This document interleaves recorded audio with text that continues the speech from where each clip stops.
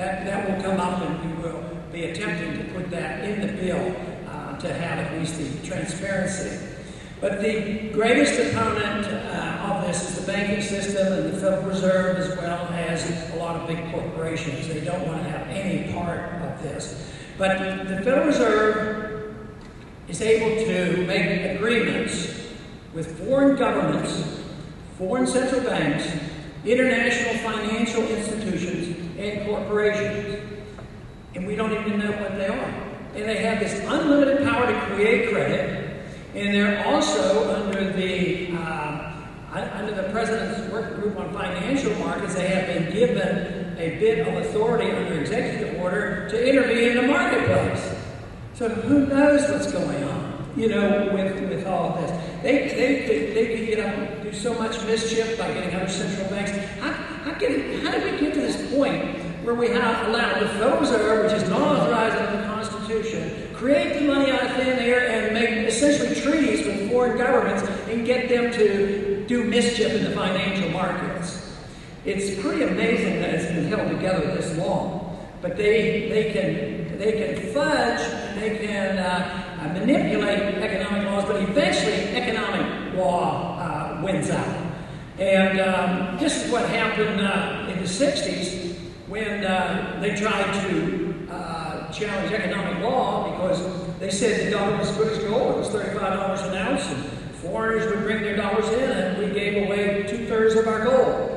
We gave away practically 500 billion ounces of gold at $35 an ounce, but they said, as long as we keep giving away, it'll be as good as gold. Well, obviously, the dollar wasn't, it was worth a lot more than $35 an ounce. So that finally broke down.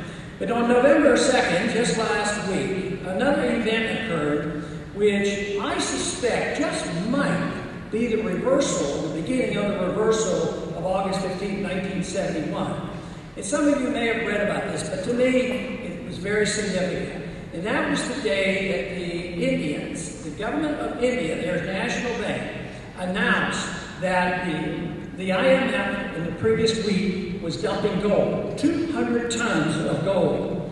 And usually, if the market says, oh, the IMF is dumping gold, 200 tons of gold on the market, the price of gold is going to go down. But guess what? The Indian Central Bank bought it all. Maybe they don't like our dollars anymore. They bought all the gold. And gold shot up over $1,100. So this is, I think this is the beginning of the remonetization. They demonetized gold, and it was temporarily not seen as money, but right now it is starting to be seen as money once again. So if gold is destined to be money, it's going to be, and governments can't stop it. They have a much bigger job on their hands to say that they can take scraps of paper and write numbers on it and say that's money. They're not going to win that argument. So this is, an event that I think is significant, because what we're doing is we're losing control. We will not control the next reserve currency. And the West, the European nations, and the United States are all very negative on gold. Gold has been sold systematically only by central banks, not ours in particular, by other central banks, as well as the IMF. But that's all shifting to the east. It's shifting to even Japan, even to China, and to Indonesia and India. So this is a big shift. And the reason why we should be concerned is not because we're suffering, not because there's a great deal of poverty. We're having a tough time, but it's not as tough as it could be.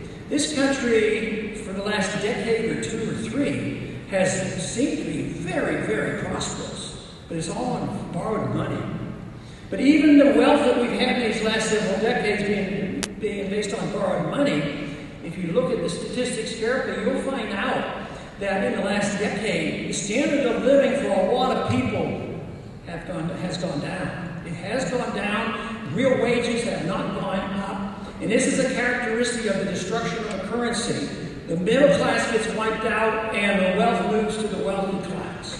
They do that when the bubble is being formed, and so far they've been able to manipulate the bailouts, and they even build their wealth more so. So eventually, though, this will have to stop. Young people who are concerned and interested to consider this, study this, decide what you think should be done about it, and participate in it. I have been just so pleased in the last couple of years with the kind of receptions that I've been able to get on college campuses. I just wish that your views that I could come across on the campuses would be more reflective of what we have in Washington.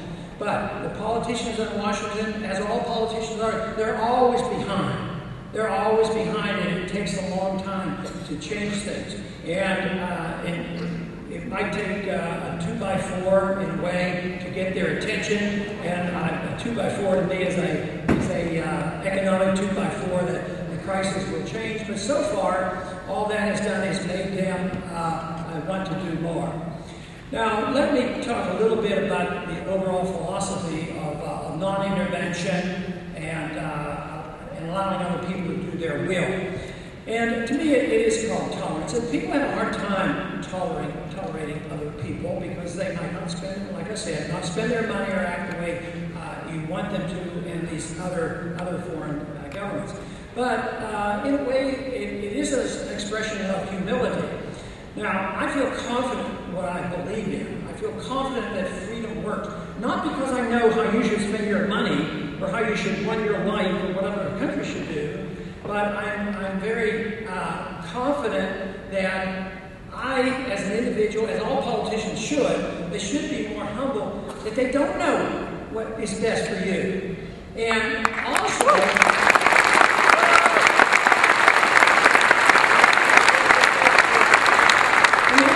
reasons that you should never turn your lives over to government is that politicians, believe it or not, are capable of making mistakes. And when they do make a mistake, it has a bigger significance than when you make your mistake. If you get your life and your liberty and your money back, yeah, you're going to make mistakes, but you're the ones who will suffer the consequences. If I have control of it and I can make mistakes or a misunderstanding, then that's a bigger deal. That's not a much bigger problem. But, and the bigger the government, the worse these problems are. So when you get a national government doing this, making mistakes and not understanding what your desires are, this can lead to big trouble. But, for a long time in this country, we used to argue, well, the founders indicated that most government should be local, real local, in your home, in your community.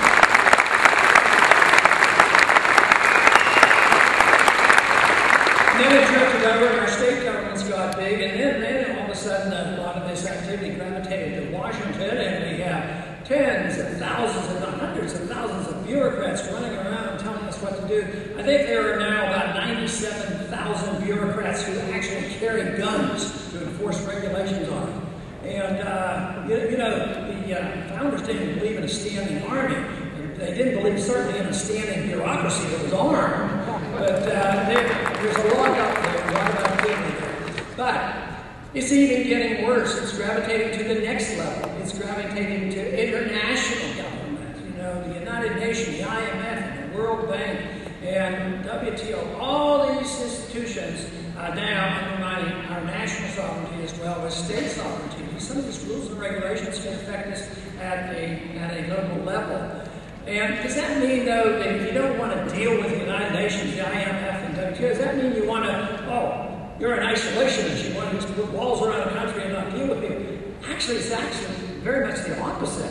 Because if you believe in freedom, you believe in free trade. You believe people should be able to spend the money they want. If you get a better deal by buying another product, you ought to have the right to do it. I shouldn't cancel out your right to spend your money the way you want. And you should be able to travel in the maximum manner.